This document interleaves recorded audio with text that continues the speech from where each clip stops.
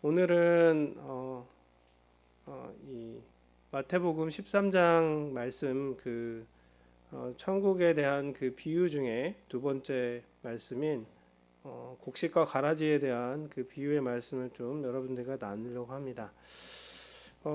요새 뭐 TV를 보거나 뭐 주변 사람들이랑도 얘기를 하면 작년에도 그 말이 나오고 그 전에도 나오지만 항상 말세인 것 같다, 뭐 그런 일들을 많이 하시게 됩니다. 실제로 이 최근래에 일들을 보면 뉴스에서 여러 나라들 속에서 기근이나 지진이 있었던 그런 뉴스도 보셨을 거고, 그리고 러시아나 우크라이나, 뭐 그리고 이스라엘과 팔레스타인처럼 나라가 나라를, 그리고 민족과 민족끼리 서로 전쟁하고 서로 죽이는 그런 일들이 너무나 많이 일어나는 것들을 저희가 접하게 됩니다. 그리고 경제적으로나 정치적으로나 또한 도덕적으로 또 저희가 너무 피폐하다라고 느끼는 그런 시대인 것 같습니다. 그래서 우리나라를 포함해서 많은 세계의 많은 나라들이 좀 자신들의 그 지도자들에게도 실망해서 그런 사람들을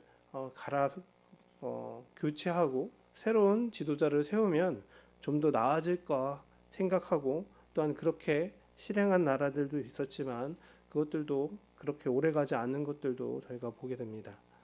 이러한 상황들을 우리가 살펴보면서 우리가 일단 알 수 있는 것은 이 모든 것들이 하나님께서 예언하신 그런 말세의 징조들이라는 것, 그리고 이러한 혼란 가운데서 우리를 혼란케 하는 그런 여러 적그리스도라고 하는 여러 존재들이 나타나고 우리를 뒤흔들 것이라는 것을 볼 수 있게 된다는 사실입니다. 사실 세상에서는 기대할 사람이 없습니다. 이 세상에서 우리가 의인이 없다라고 하신 것처럼 오직 우리에게는 예수 그리스도만 기대할 수 있을 뿐입니다. 하나님께서는 창세 이후에 우리를 여러 가지 방법으로 구원하실 계획들을 가지고 계셨고, 그리고 여러 번 우리를 구원해 주셨습니다. 하지만 그럴 때마다 우리들은 그 하나님의 기대를 저버렸습니다. 그래서 하나님께서는 마지막으로 우리를 끝까지 용서해 주시기 위해 바로 이 독생자 예수를 보내주셨습니다. 오늘 그 예수님께서 우리에게 천국의 비유에 대해서 말씀해 주시고 있습니다. 곡식과 가라지의 비유를 통해서 오늘 우리에게 말씀해 주시는 바로 이 성경에서 얘기하는 가라지가 무엇이고 어떠한 모습과 어떠한 특성을 가지고 있는지 우리가 한번 살펴보고, 우리가 진정으로 구원을 받을 수 있는 믿음이 무엇인지, 그리고 우리가 구원받았다는 그 증거가 무엇인지 우리 말씀을 통해서 함께 나누려고 합니다. 오늘 말씀을 24절 말씀부터 말씀을 읽어보면 한 사람이 밭에 좋은 씨앗을 뿌리는 내용이 나옵니다. 그래서 곡식이 성장하게 되는데, 그 중에 싹이 트었을 때 가라지도 함께 있는 것을 발견하게 됩니다. 그래서 그것들을 발견한 종들이 주인에게 가라지가 나왔다고 하면서 그것을 뽑기를 원하냐라고 물으니, 주인이 그 가라지를 뽑다가 곡식까지 뽑을까 염려스럽다고 하면서 추수 때까지 그것을 두었다가 나중에 추수할 때 가려내어서 불에 태우겠다라고 하는 말씀이 나옵니다.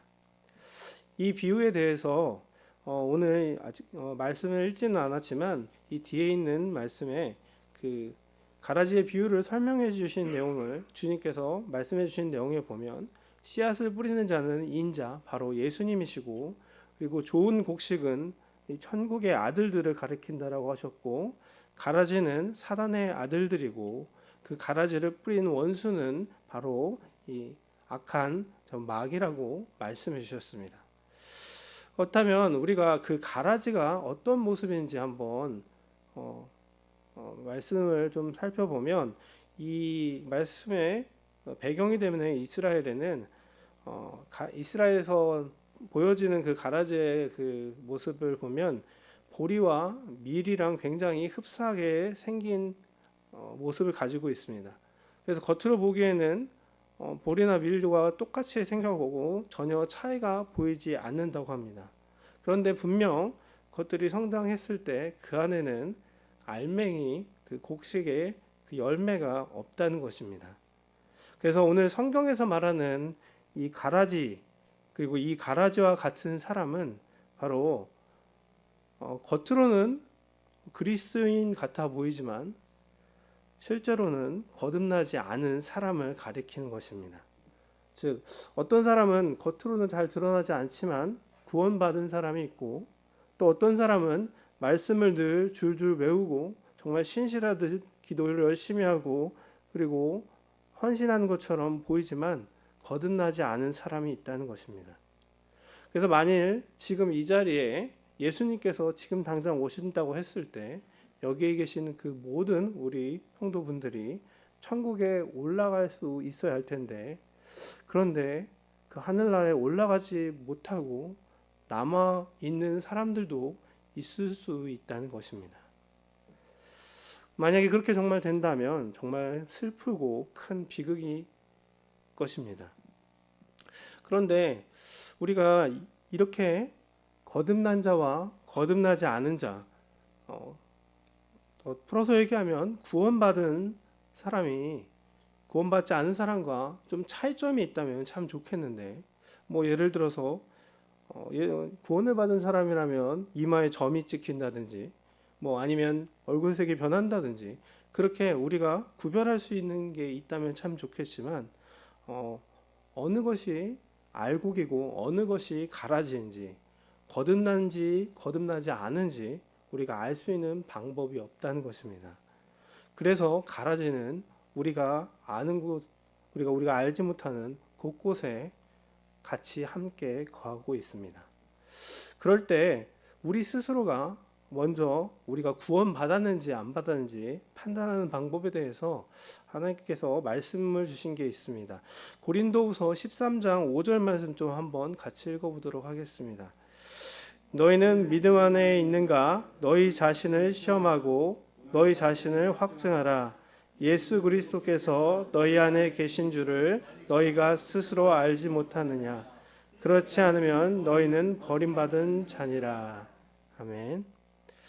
우리가 예수님을 믿고 구원받았다는 확신을 가지고 있다면 우리는 바로 믿음을 가진 바로 구원받은 자일 것입니다. 그런데 우리가 예수님을 믿고 구원받았냐는 질문을 받았을 때 간간히 그것에 대해서 화를 내거나 잘 대답하지 못하는 사람들을 보게 됩니다. 이 얘기를 좀 바꿔서 얘기해 보면 운전면허증을 한번 생각해 보면 운전면허를 따기 위해서 여러 가지 시험을 보고 필기시험 그리고 실기시험 그리고 뭐 도로 연수를 해서 어렵게 이제 면허증을 따게 됐다라고 한다면 사람들이 당신 면허증 있습니까? 이렇게 물어봤을 때 그 사람에게 왜 물어보냐라고 화를 낼 사람은 없을 것입니다. 오히려 면허증을 딴 지 얼마 안 됐다면 그것을 몇 번 물어봐도 내가 기쁘게 나 면허증 땄습니다 이렇게 얘기할 것이랍니다. 그런데 우리가 구원을 받고 저 천국에 하늘나라에 갈 수 있냐라고 물어보는데 그 물음에 대해서 기분이 상하거나 혹은 우물쭈물하게 된다면 바로 그 사람은 자신이 구원받지 않은 사람일 것입니다. 그렇다면 이렇게 우리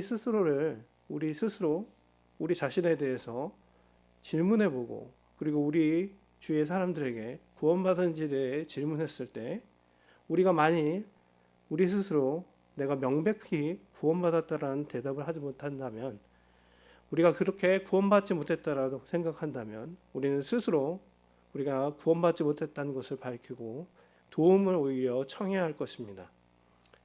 물속에 빠져 죽어가는 사람이 지나가는 행인을 봤을 때 그냥 조용히 물속에 빠져 들어가는 것을 여러분 상상할 수 없을 것입니다. 어떻게든 허우적대고 살려달라고 소리 외칠 것입니다. 이것은 바로 죽고 사는 문제입니다. 하나님께서 우리를 살리기 위해 목숨을 다 바쳐 그 십자가에 못 박혀 죽으셨습니다. 우리가 그것을 믿기만 하면 구원받는 그 과정에 있습니다.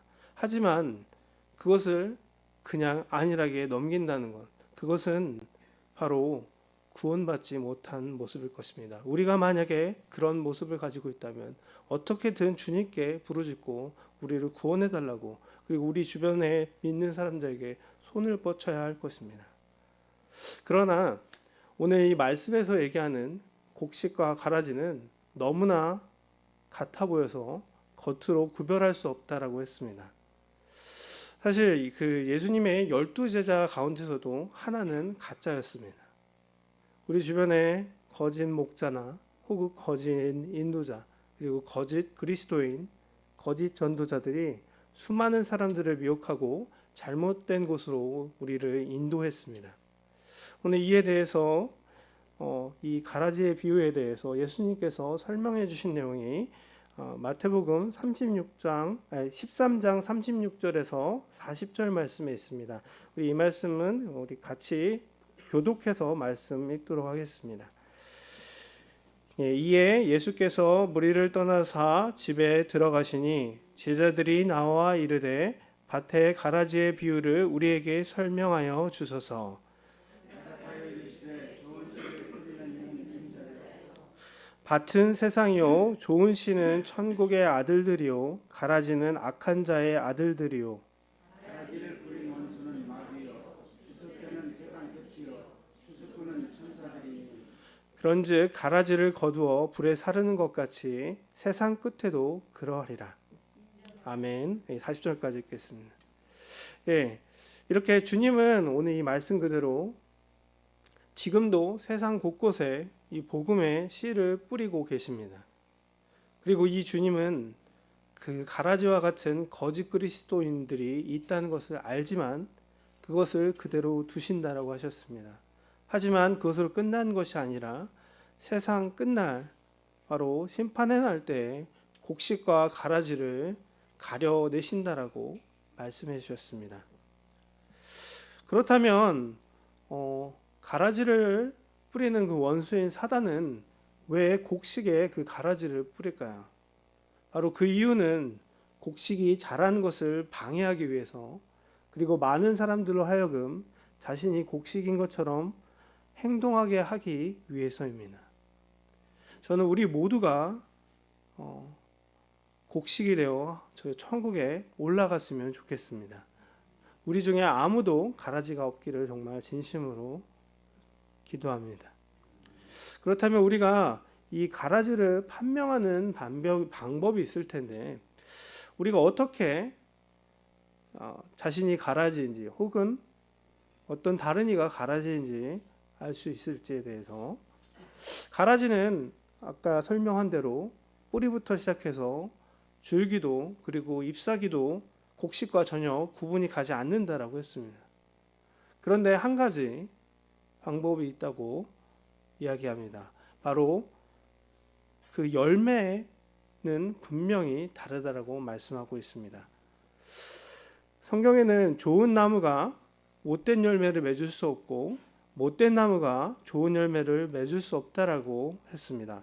마태복음 7장 17절에서 20절 말씀인데 제가 봉독하겠습니다. 이와 같이 좋은 나무마다 아름다운 열매를 맺고 못된 나무가 나쁜 열매를 맺나니 좋은 나무가 나쁜 열매를 맺을 수 없고 못된 나무가 아름다운 열매를 맺을 수 없느니라. 아름다운 열매를 맺지 아니하는 나무마다 찍혀 불에 던져지느니라. 이러므로 그들의 열매로 그들을 알리라. 아멘.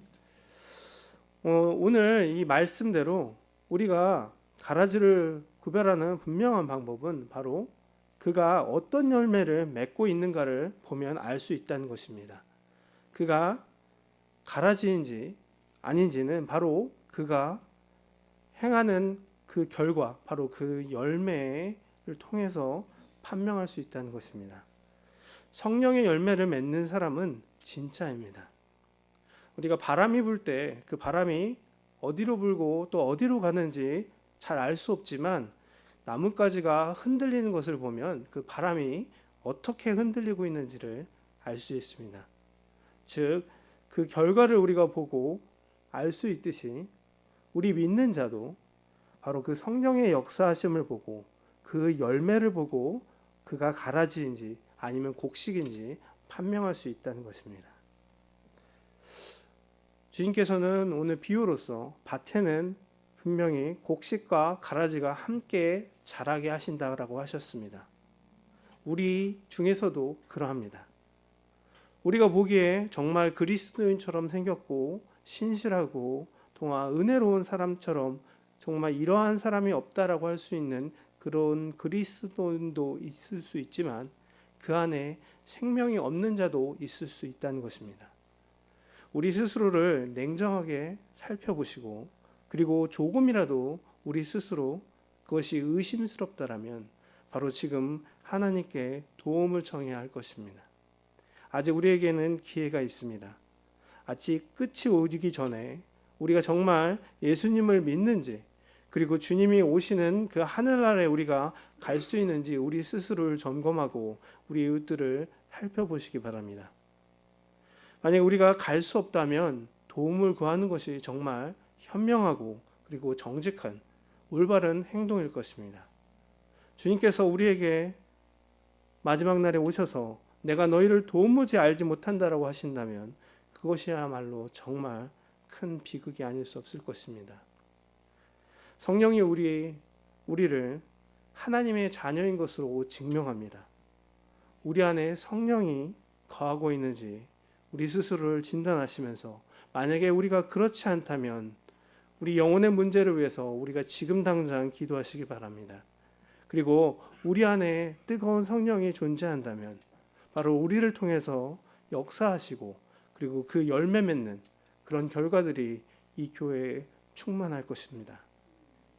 주님이 마지막 다시 오시는 그날까지 우리가 그곳을 향해 전진하시고 그래서 이곳에 있는 모든 이들이 바로 가라지가 아닌 곡식으로 하나님께서 추수하실 그때에 정말 기쁨으로 단을 거두는 그곳에 속하는 여러분 되시기를 진심으로 축복합니다.